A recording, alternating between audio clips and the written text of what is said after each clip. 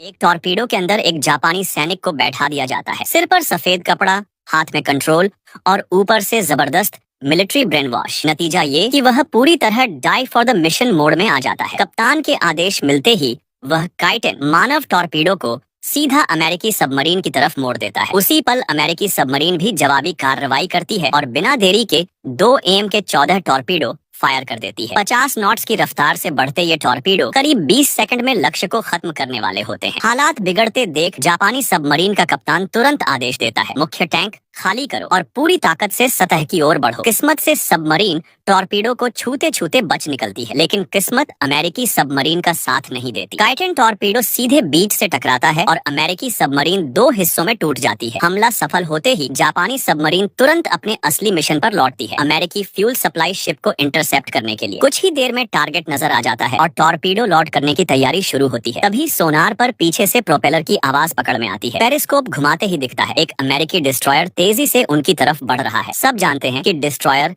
Submarine का सबसे बड़ा दुश्मन होता है। डर के मारे सबमरीन तुरंत गहराई में चली जाती है। इसके बाद अमेरिकी जहाज लगातार डेप्थ चार्ज गिराने लगता है। जोरदार धमाकों से सबमरीन बुरी तरह हिलने लगती है। अंदर की पाइपलाइनों में दरारें पड़ जाती हैं और पानी भरने लगता है। कप्तान मजबूरी में 20 मीटर ऊपर आने का आदेश देता है ताकि डेप्थ चार्ज से बचा जा सके, लेकिन जैसे ही सबमरीन ऊपर आती है अमेरिकी फ्यूज सेटिंग बदलकर अंडर वाटर ब्लास्ट कर देते हैं। अब बचने का कोई रास्ता नहीं होता। कप्तान डिस्ट्रॉयर के ठीक नीचे छिपकर धमाके के समय उल्टी दिशा में निकलने की कोशिश करता है, लेकिन ये चाल अमेरिकी कप्तान तुरंत समझ लेता है। वह डेप्थ चार्ज गिराना रोकने का आदेश देता है। कप्तान, कोई विस्फोट नहीं हुआ क्या? डिटेक्शन जोन में कुछ नहीं? अब साफ हो जाता है कि सामने वाला कमांडर बेहद तेज दिमाग वाला है और ये लड़ाई जानलेवा होने वाली है। कुछ ही पलों बाद अमेरिकी डेप्थ चार्ज दोबारा गिरते हैं और जापानी सबमरीन 150 मीटर गहराई में डूब जाती है। अंदर फंसे नाविक रेंच से पुल पर मोर्स कोड में मदद के लिए दस्तक देते हैं। पास से गुजर रही एक और जापानी सबमरीन यह सिग्नल सुन लेती है। उसका कप्तान जवाब में मोर्स कोड भेजता है, घबराओ मत, समुद्र तल पर ही रुके रहो, मैं बदला लूंगा। लेकिन दुर्भाग्य से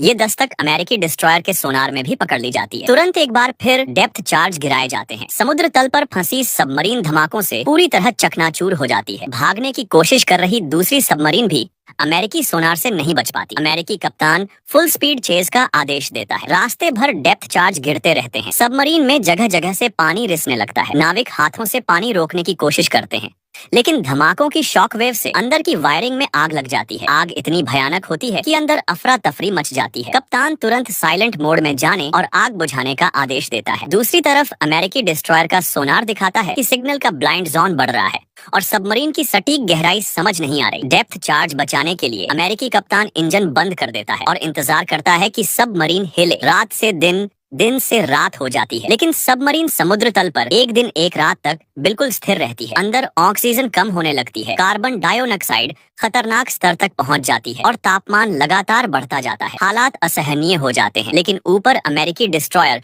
पूरी तरह डटा रहता है। इरादा साफ है, किसी भी कीमत पर सबमरीन को खत्म। यह जापानी सबमरीन समुद्र की तह में 3 दिन 3 रात छिपी रहती है। अंदर हालात नर्क जैसे हो चुके होते हैं। नाविक गर्मी से बेहाल, ऑक्सीजन लगभग खत्म और पीने का पानी भी नाम मात्र। साफ है कि अगर यूं ही चलता रहा तो सब घुटकर मर जाएंगे। ऊपर सतह पर एक अमेरिकी डिस्ट्रॉयर घात लगाए खड़ा है, उसके डेप्थ चार्ज पूरी तरह तैयार। सबमरीन जैसे ही हिलेगी तुरंत निशाना बन जाएगी। इसी बीच एक कामिकाजे स्वयंसेवक आगे आता है और काइटेन मानव टॉर्पीडो लेकर डिस्ट्रॉयर पर हमला करने की पेशकश करता है। तभी कप्तान के दिमाग में एक बात आती है। काइटन के भीतर हाई प्रेशर ऑक्सीजन होती है। वह फौरन इंजीनियर को बुलाता है और वाल्व खोलने को कहता है। पल भर में ऑक्सीजन पूरे सबमरीन में भर जाती है। नाविक गहरी सांस लेते हैं, दिमाग फिर से काम करने लगता है और एक बोल्ड प्लान बनता है, प्रोएक्टिव स्ट्राइक। पिछली मुठभेड़ों से कप्तान ने पैटर्न पकड़ लिया था। हर बार बम गिराने के बाद डिस्ट्रॉयर आदतन बाईं ओर मुड़ता है, करीब 300 मीटर का चक्कर लगाकर लौटता है। रणनीति साफ थी, पहली बमबारी झेलो, फिर 50 मीटर के रेडियस में दाईं ओर तेज मोड़ लो, टॉर्पीडो फायरिंग डेप्थ तक ऊपर आओ और सीधा वार करो। प्लान सेट होते ही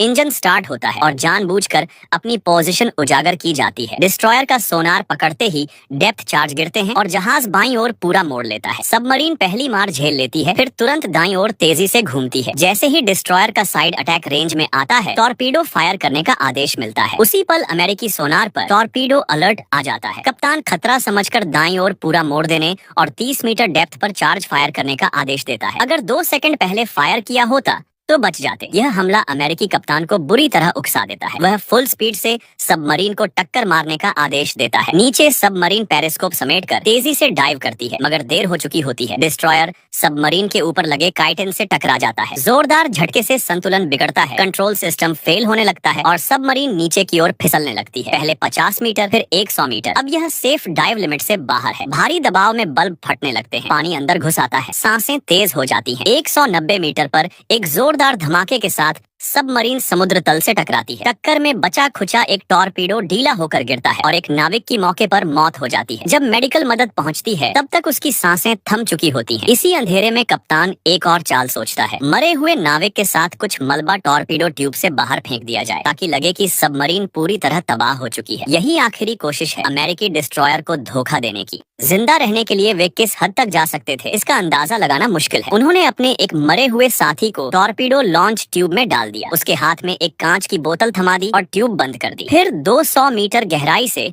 उस लाश को समुद्र की सतह की ओर फायर कर दिया ताकि अमेरिकी नौसेना को लगे कि सबमरीन पूरी तरह तबाह हो चुकी है। लेकिन अमेरिकी कप्तान एक नजर में समझ गया कि कुछ गड़बड़ है। शव पूरी तरह सजा धजा था। इसका मतलब साफ था कि सबमरीन अभी भी सुरक्षित है। चाल नाकाम हो जाती है और सबमरीन समुद्र तल में छिपकर पड़ी रहती है, हिलने की हिम्मत तक नहीं करती। धीरे धीरे 12 घंटे बीत जाते हैं। अंदर की ऑक्सीजन लगभग खत्म होने वाली होती है। सुसाइड स्क्वाड का एक सैनिक खुद पर काबू नहीं रख पाता और काइटन टॉर्पीडो के कॉकपिट में घुसकर अमेरिकियों के साथ मरने की जिद करता है। साथी उसे रोकने की कोशिश करते हैं, लेकिन इसी खींचतान में सबमरीन से तेज आवाज निकल जाती है। यह आवाज अमेरिकी डिस्ट्रॉयर के सोनार में पकड़ ली जाती है। अमेरिकी तुरंत डेप्थ चार्ज गिराते हैं, मगर सबमरीन बहुत गहराई में होती है, इसलिए सही निशाना नहीं लग पाता और वह एक बार फिर बाल बाल बच जाती है। अब अंदर की ऑक्सीजन सिर्फ 1 घंटे के लिए बची होती है। इसी नाजुक पल में कप्तान अचानक गोली चला देता है और आदेश देता है कि 2 काइटेन टॉर्पीडो एक साथ फायर किए जाएं। टॉर्पीडो के प्रोपेलर की आवाज तुरंत अमेरिकी सोनार ऑपरेटर पकड़ लेता है। कप्तान पुष्टि करता है कि ये 2 अलग अलग प्रोपेलर हैं,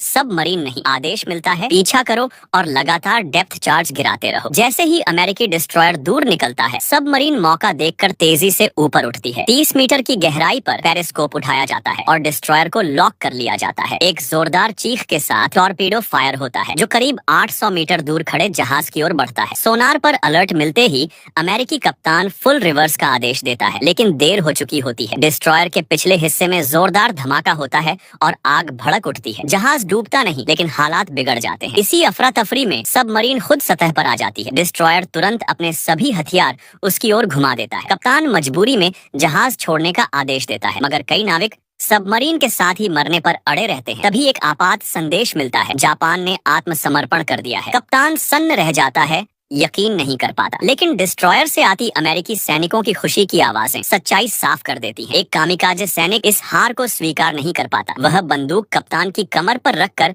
आदेश देता है कि पूरी रफ्तार से डिस्ट्रॉयर से टकरा दिया जाए। उसका तर्क साफ है, देश भले ही हार चुका हो, लेकिन मरे हुए साथियों का बदला लेना जरूरी है। इसी बीच अमेरिकी जहाज सर्चलाइट से मोर्स कोड में आत्मसमर्पण का संकेत देता है। नाविक ऊपर देखकर चमकते ओरायन तारामंडल को निहारता है। कुछ पल की खामोशी के बाद वह बंदूक नीचे रख देता है। आखिर में दोनों जहाजों के कप्तान एक दूसरे के सामने खड़े होते हैं। फिल्म के अंत में कहानी खुद को जंग ठहराने की कोशिश करती है। युद्ध से हुई तबाही पर कोई आत्ममंथन नहीं, बस अमेरिकी सेना के खिलाफ संघर्ष को महिमा मंडित करना। आक्रमणकारी होने की सच्चाई पर सवाल उठाने की कोशिश कहीं नहीं दिखती।